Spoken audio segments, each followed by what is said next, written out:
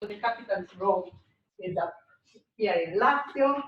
And the country is really nice. So it's that long and offers such a so many different environments because we have the Alps all in the north part of Italy, so really tall mountains. And then we have the Apennine that goes all from Liguria down to the tips in Calabria and then continue also in Sicily. And also that we have about like mountains that are almost 3,000 meters in height and in the Alps are almost 5,000 meters in height.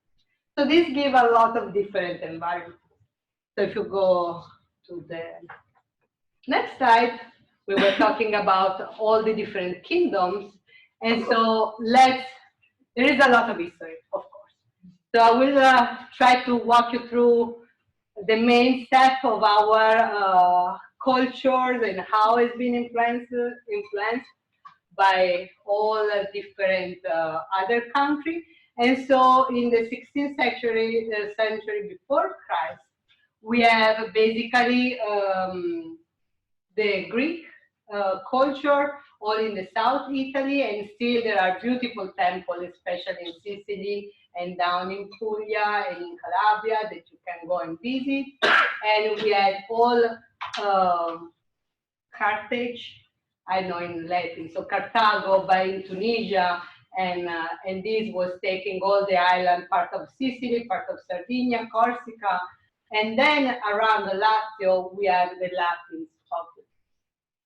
Then further down the road, a lot of further down the road, the Roman Empire started with Octavianus. He was the first emperor of the Roman Empire, and he was the nephew of Caesar. And we see after like 10 emperors further down the road, this is how extended was the Roman Empire with capital of Rome. So we were basically a huge empire dominating almost all Europe, all the north part of Africa, Greece, Turkey, and the south part of Asia.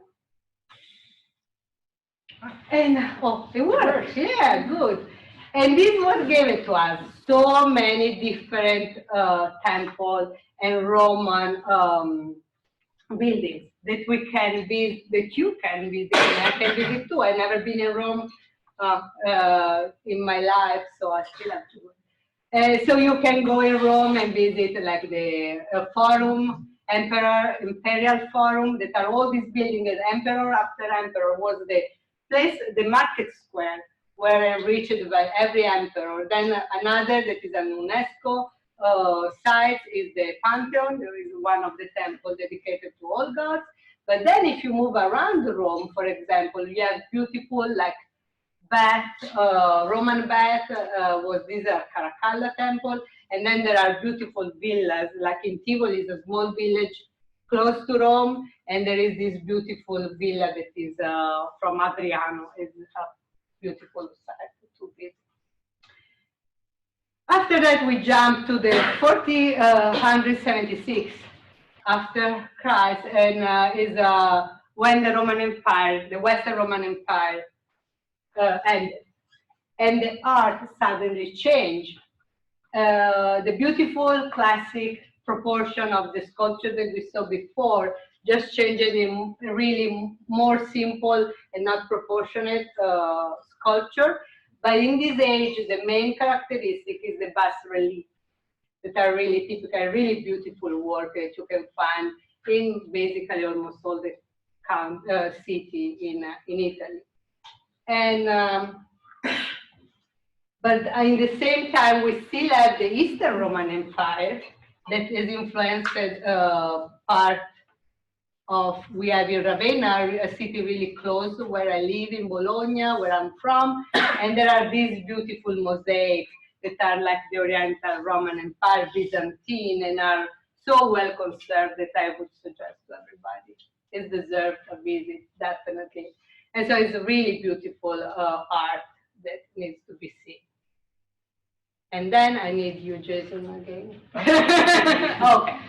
And then here we are, like 15th century. And is this Renaissance yet? No, it's not. is what we call the Gothic Florentine Gothic. So we notice how the geometric is really geometric building, and really is simple decorated with these geometric lines, and the colors of this style is usually black and white. You can see nice example of these art and buildings in Florence. This is the bell towers made from Giotto. This is the Battistero made from Lorenzetti, and the paintings start to change. You can see before we saw the Byzantine, you can see some definitely still influence of this style in the iconography, but you start to see the movement. And then you start to see here is Sant'Anna and Mary, how Sant'Anna protect the Virgin in this case with the hand. And this really seems not too much for someone, but it's the first movement that comes back in the painting and in the art. And same things in the Pietà of Giotto. You can see how all the movement of the angels is definitely attract your attention in this painting. You can also observe the same style in other little town around Florence. And this is an example. Pistoia is a really beautiful little village. If you go to Florence, you should also stop in Pistoia. And now we are to the Renaissance. I'm sorry, I can't really. It will talk. Will take so much time for me to fully talk about all the art. And so I would suggest to main visit. Of course, in Florence, you can't miss to visit the Gallery of Uffizi. And for everybody that plans to go and visit the Uffizi, I would also suggest to book online your visit, because usually the lines are huge. And so if you go the same day without booking, it's really possible that you will not get in. But if you book online, they will give you a slot and a time. It's maybe €5 more, but it's definitely worth it, because when you go into the hours that is on your ticket, you will go in. And here we have the most beautiful art. We have like Botticelli, we have Leonardo, we have Raffaello. A lot of people think that the David is in the Uffizi, now is in another museum really close. Used to be outside in front of the Uffizi, but then was mutilated, and so they decided to move it. And you can still observe the copy outside, but it's not the original one. Same things for Rome. Rome would take maybe 1 week only to stay in Rome and visit all the beautiful landmarks in Rome, all the Roman ruins, and then St. Peter and the Vatican Museum is what I would suggest, and I'm planning to do next visit. I will go there. And also for the Vatican, the Museum Vaticani, I would suggest to reserve your visit. And there you can observe the famous, I think, masterpiece of Michelangelo, La Sistine Chapel. So going back to the geography, so this is my overview, really quick overview about the main art in Italy. But now I want to talk, since we say that this talk was culture and agriculture, I want to show how diverse can be the agriculture in Italy, because that particular landscaping, like mountain at the top, or the Apennine that goes down, and the big plain, Pianura Padana plain. The unique culture that I want to point out is the rice in Piedmont, because it's really, there are a lot of waterlogging area, and so it's the only region where rice is widely cultivated, and apple in Trentino. And we are the third exporter in the world after China and United States, even we are a really small country. And I know that because my PhD was on apple. So. I'm an apple disease, and so I was there a lot in apple orchards. And then there are a lot of vegetables. Of course, we have a lot of wheat, that in the north part is mainly bread wheat, soft wheat, and in the southern part is the durum wheat used to make the pasta. And yeah, and here instead is my favorite match, all the cheeses that we produce. And all these cheeses are all, these one listed are all with their label and are just from those countries. And so, like, my favorite too, I will just pick, I guess, Parmigiano, and it's from Parma, and I can survive without a little piece every morning. And then Squacquerone. Squacquerone is a really soft cheese, fresh cheese, and we usually use with arugula and on a flat bread that is called piadina, and it's typical of, this is my region, Emilia-Romagna, so the Emilia is the northern part, and then you have Romagna. And piadina and squacquerone is what you usually eat at the seaside after a really nice swim on the Adriatic. That is not a really nice sea to look. It looks like Lake Erie somehow. But there is so many amazing fun stuff to do. And yeah, it's fun, especially when you are 18, 20. Moving along, I want to say the culture. This is the map of all the UNESCO website landmarks that we have in Italy.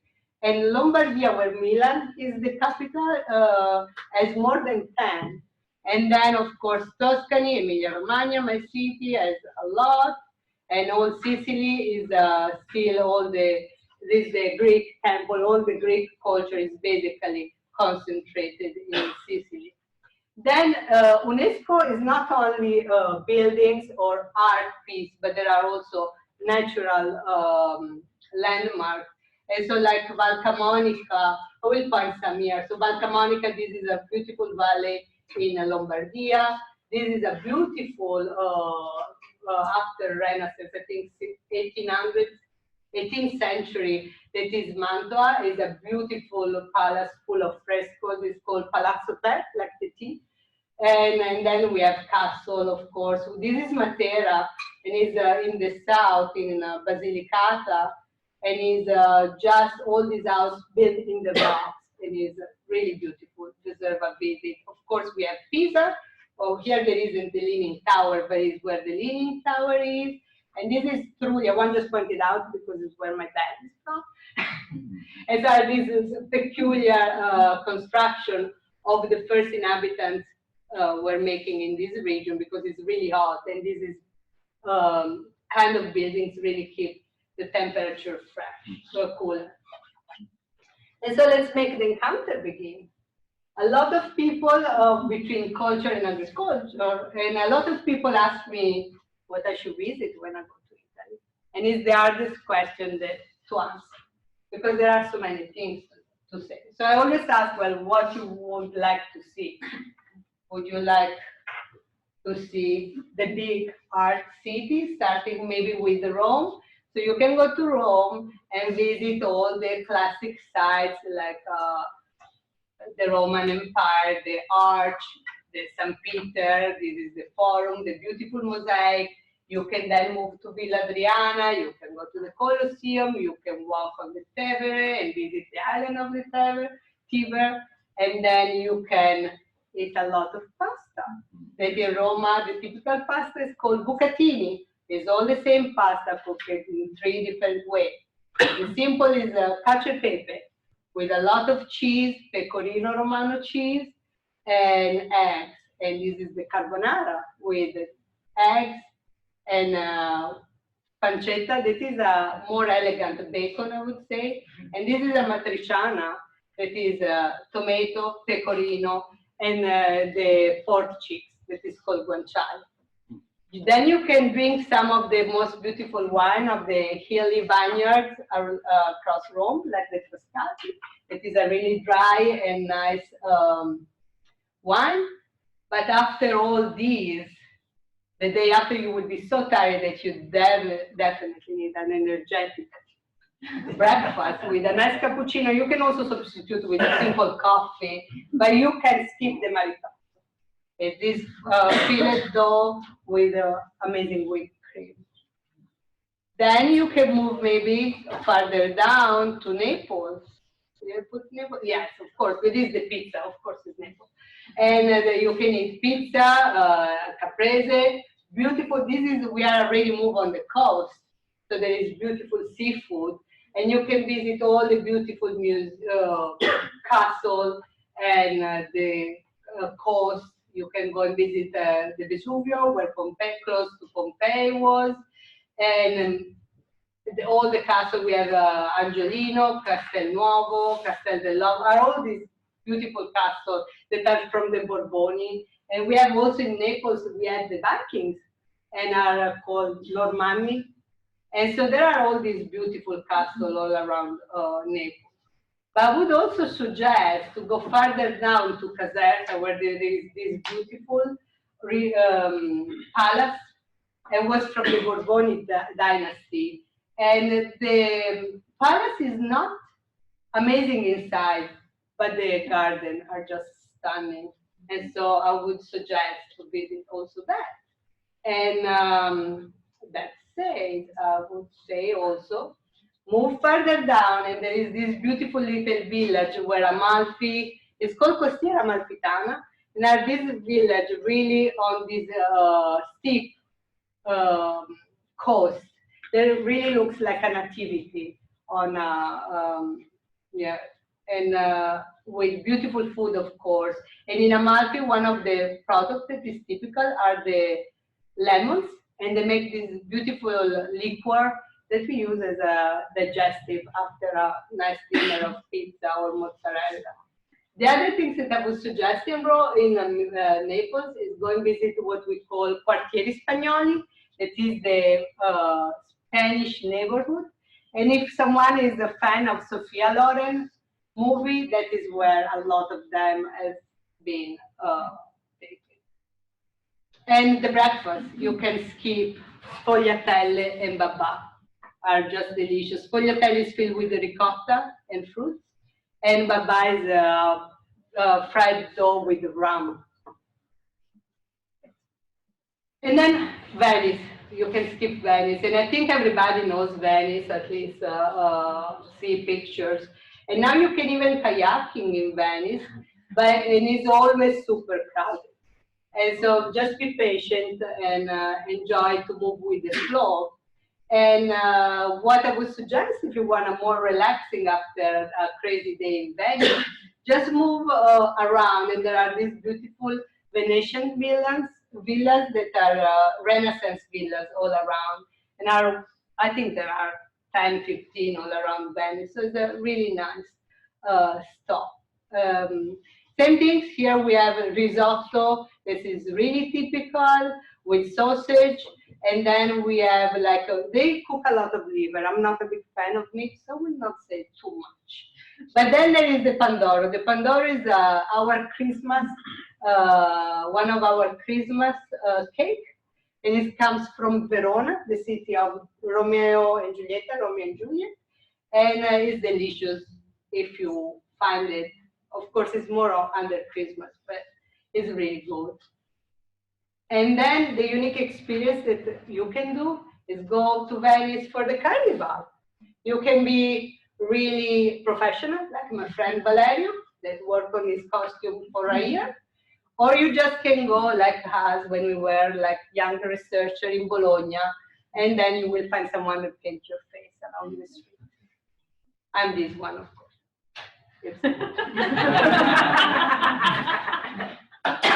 But yeah.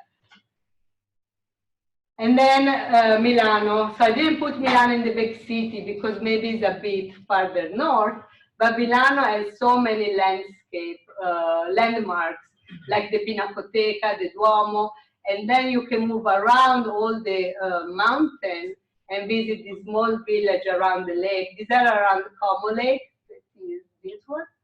And these, I don't know if everybody recognizes which village is that. Just think to Vegas. It's not Venice, so it's the Bellagio. So this is the real Bellagio.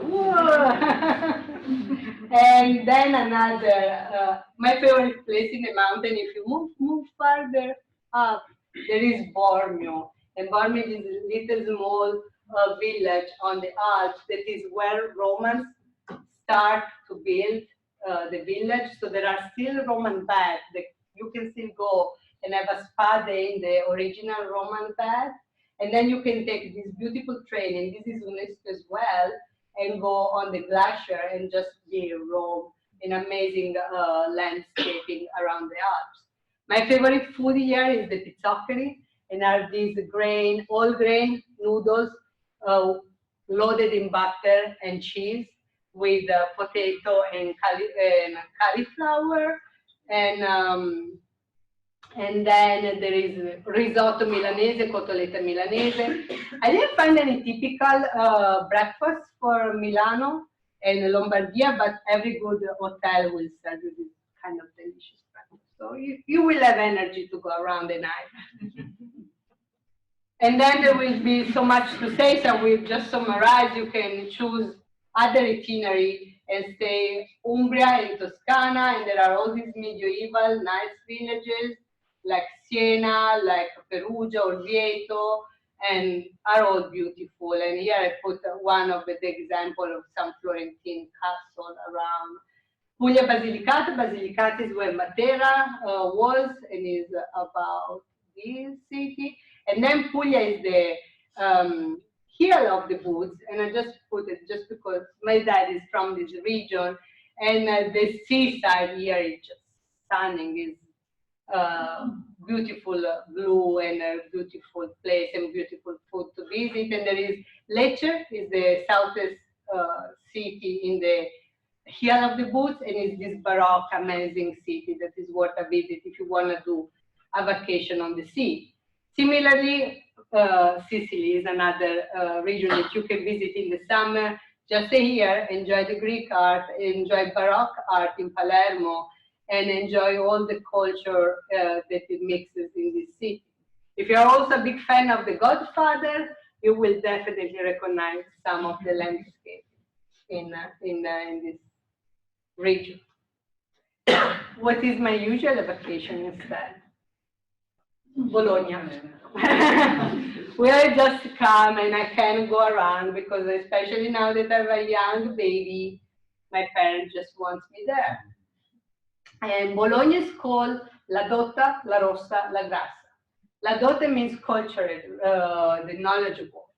And it's because we have the most ancient university in all Europe. It was from the first century after Christ. And it's still really well known and recognized for some of the subjects like medical school is still really appreciated in the world. And we have always a good ranking among the university in the world. La Rossa. If you can see from some of the pictures, the main color of the city in the center, historical center, is red, but red is also named the red one because traditionally it's a communist city. And here the left part, even the political situation is really bad currently, but it's still a big part of our political life. And La Grassa, because the food is just amazing. It's pork-based. We just eat everything on the pork. We have Parmigiano, we have all these beautiful cheeses. And here is some of the pictures of my daughter seems to like a lot. These are the tigelle, is another kind of flat bread that you can fill with whatever you want, some salumi, some formaggi, cheeses. And here is the main square, that is Piazza Maggiore. Here you can see the whole vision with beautiful Gothic churches. We have also beautiful sculptures from the classic period. And it's basically a medieval town. So we have all these towers. And now I think, unfortunately, there are only 6 or 7. But it used to be in the Middle Age to be more than 100. Every family, rich family, owned a tower.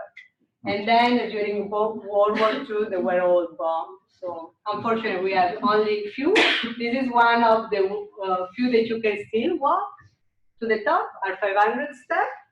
And so it's with a beautiful view once you get to that. And then you can still play Pokemons while you go around in the city, instead pushing a stroller. And here is all the beautiful food. So I want to point out mortadella. Mortadella is what, so the poor cousin of mortadella would call maybe bologna, as kind of a hint of the taste of what mortadella is like, but it's just delicious. If you want to have a kind of a taste In Cleveland, there is a nice import, and you can find a good mortadella. And this is usually our snack, a nice piece of bread filled with mortadella. And then there are so many salumi around that you can buy and eat and taste. And then our typical pasta, traditional from this region, is tortellini. I want to point it out, tortellini is not filled with cheese. If it's filled with cheese, we call it ravioli, and are really small. And is usually filled with mortadella, ham, veal, and nutmeg, and in a really thin layer of egg noodle pasta. And the smaller they are, more well done are made. And traditionally, it should stay on your belly button. If it's a good quality, it has to be big like your belly button. And then we have lasagna. And lasagna is a multi-layered egg noodle filled with bechamel and ragu, meat ragu. These are our traditional dish, usually tortellini on the 25th of December meal. And then on the 26th of December, if we are still a bit hungry, we usually, there is no transit, there is no stop. You start with on the 25th and slowly move to the end, leftover on the dinner, and then you still have the leftover, but then you can cook, bake a lasagna. So come on, everybody still again play tombola, this is our bingo, and gather around. So we still have some time to eat some other delicious food. And here are all the produce that are always labeled from my region. So we have like the balsamic oil from Modena, mortadella from Bologna, the piadina is what I was talking before, and then we have many kind of salumi, mushroom on the Appennino, and also bread actually is from Ferrara, is really typical of this region. And so there is so many choices. You will never starve if you are traveling. And also if you are host of someone, they will never starve. They have always to put your food in front of you. And so now, to conclude, I want to just talk about some stereotypes, yes or no. Are we loud? Yes, we are. We can scream. My husband is from United States. He was always scared that they were fighting all over every dinner. We were just talking. So what's going on? And then in the end, we kiss each other, we hug. So yes, we are really lovable person, I would say. Do we move hands when we talk? I guess I do. So yes, we do. And do we all look like travelers? No, we don't. But we all wear tight pants. Are we attached to mom? Yes, we are. I would never have left. But yeah, then I met my husband. So and I think with that, I conclude. So grazie mille to everybody. And I hope I covered most of that. And if someone has any question, I'll be happy to answer. One more Italian word, bravo. Yeah.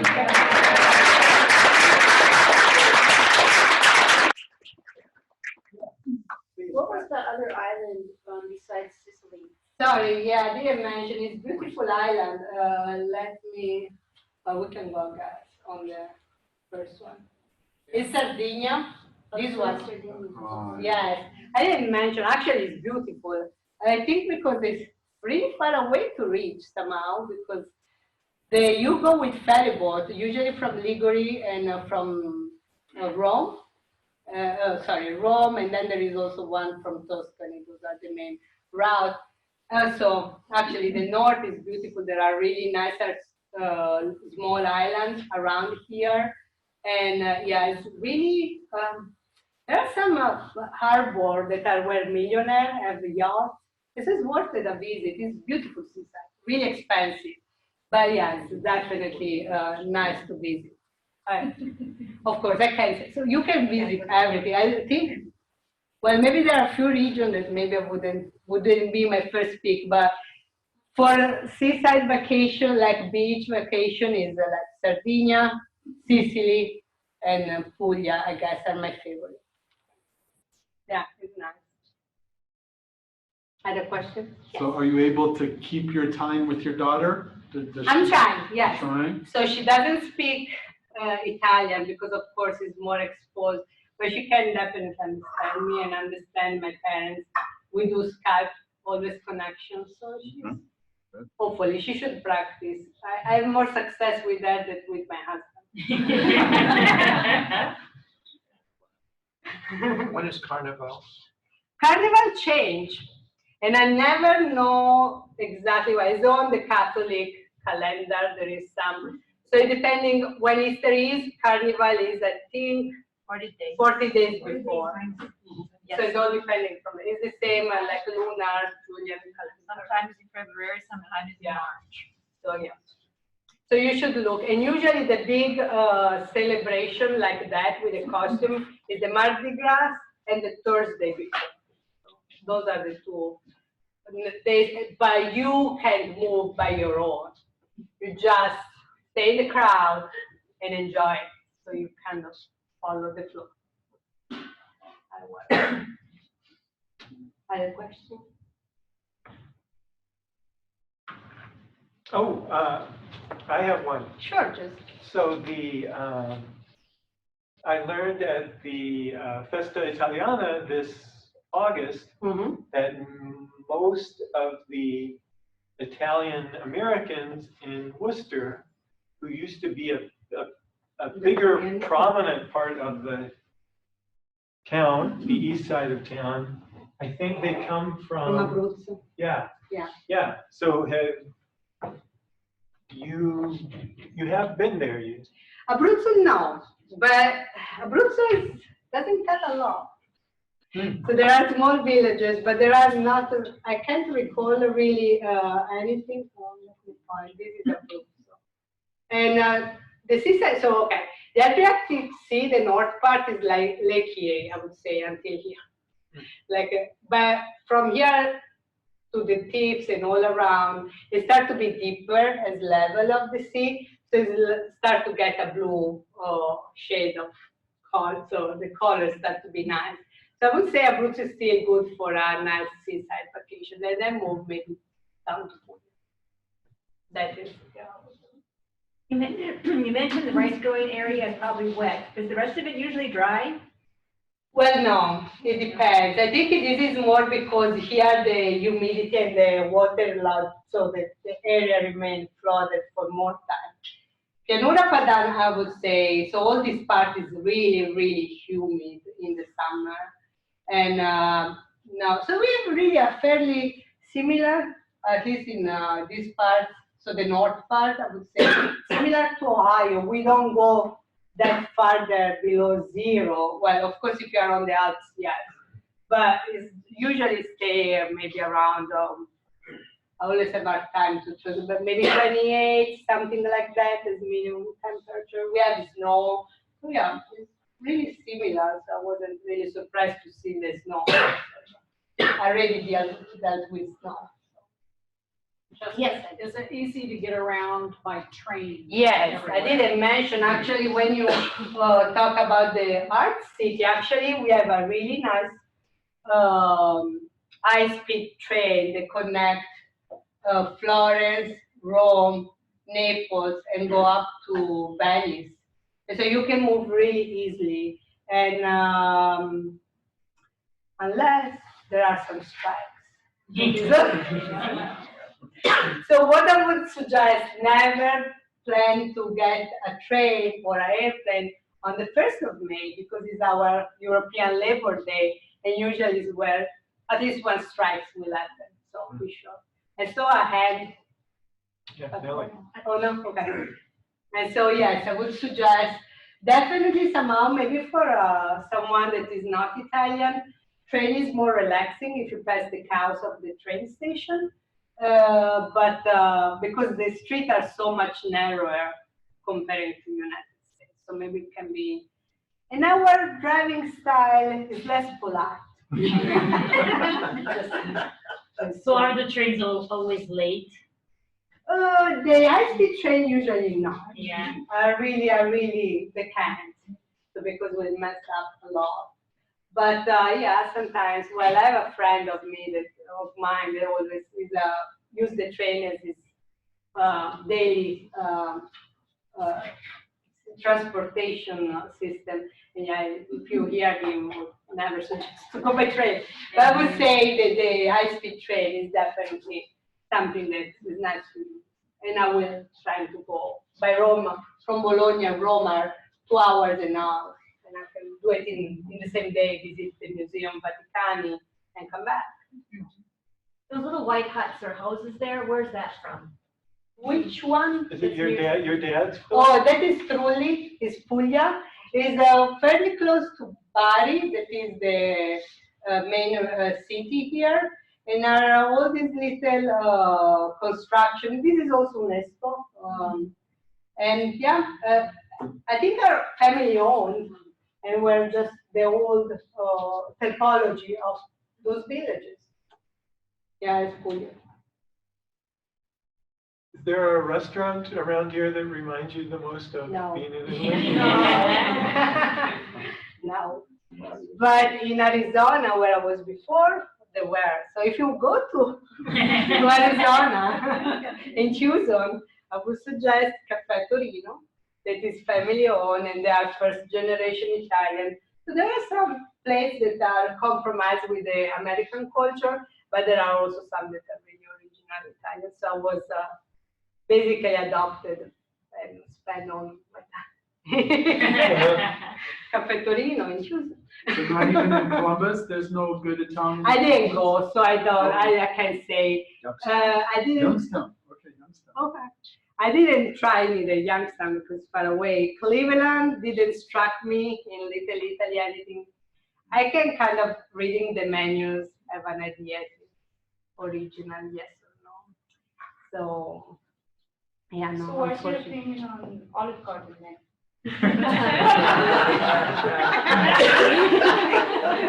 Oh, come on. Never been, and I will never go. Oh, you like Cracker Barrel? I got very Disney World on the comfort of my mac and cheese and Cracker Barrel. This is what I do. But they go mention from here. I remember once eating a pizza from Napoli, and it had that little vegetable that's kind of like, what is that vegetable in English? It's like Basilico? No, it kind of goes like this. It has a little, it twirls at the end. Like it maybe Oh, like, I think you were the cime di rapa, possible? Like maybe, broccoli? what is that Yes. in So English? it's basically is really typical. Oh, I think you eat the friarielli. That's right, that's Yeah, that- Napoli, right? That's Yes, yes. the So special. it's the same thing. So it's fried like I don't know. It's like the broccoli, but it's how it's called. I never know here how it's called. But it's related to so broccoli, broccoli, and before it doesn't do the head, but just does the leaf. And so Okay. you eat the leaf. And if you don't fry, because friarelli means fried, Oh. is a cute way to say fried, you can eat in Puglia. Orecchiette cime di rape is the same. We call also cime di rape in Puglia. So it's the head of the broccoli. You can eat that. Is typical from Puglia. That here I translate with broccoli pasta. That is my signature dish. Okay. So last question. This is the food question. Is it common to put an egg on top of a pizza? Okay. That's The simple question. So we have there are pizza that you can. They have also the eggs on the top, but I think it's called atomica. It is means atomic, so there is everything. There is sausages, but my favorite is just the margherita. That is like the ones that was shown for Naples, just simple. And it was done. The first pizza was done to celebrate the Queen Margherita from Savoia in the early 20th century, at the beginning of the 20th century. And so when she went to visit Naples, they created the pizza margherita that was with the tomato, the mozzarella, and the basil. Really simple. Great. So I hope that everyone will come up for our traditional group photo now. And otherwise, keep warm, and we'll see you hopefully at Chinese New Year and Celebration of Nations next month. Thanks again, Francesca.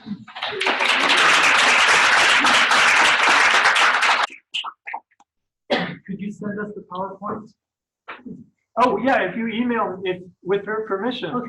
Yeah. Email me and I can. Some send it to pictures are Kelly. from my internet, others are mine, but we're allowed. It's probably Rob.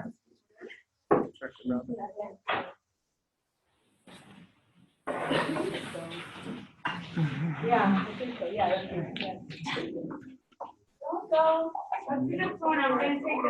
Make you wanna, Chris go, yeah. I'm going, oh, yeah, the lemon. Come on, you're tomato.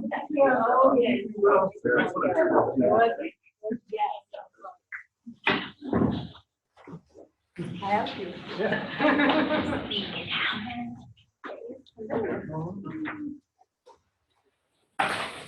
Other than I am, Yeah, it's tough. We can cut the tables off later. Let me move this. Oh my God. I don't want to cut out some space there. Having issues with the light? Okay. Do you want me to turn off the light? Perhaps. Sure. What can we try? Well, this button should work, but. That's, so we like the Italy backdrop. Yeah, really backed up is nice. Okay.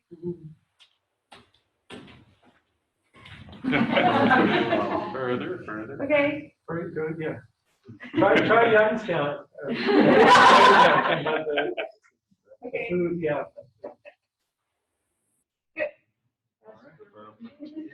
Great.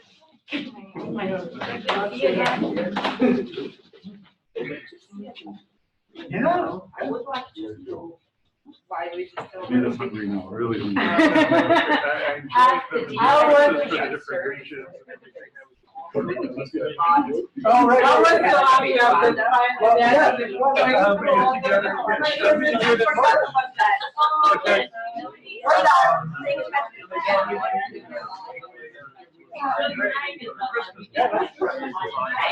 I have,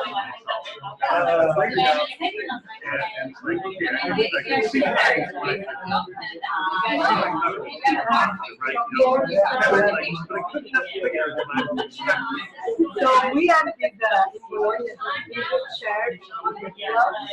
So what the mom said, you need to see through the door of the church. That could be yeah. So then you can lay it. yeah. You're welcome. No, I think I'm okay. Yeah, wonderful job. I'm like ready to go to Italy now. I'm too.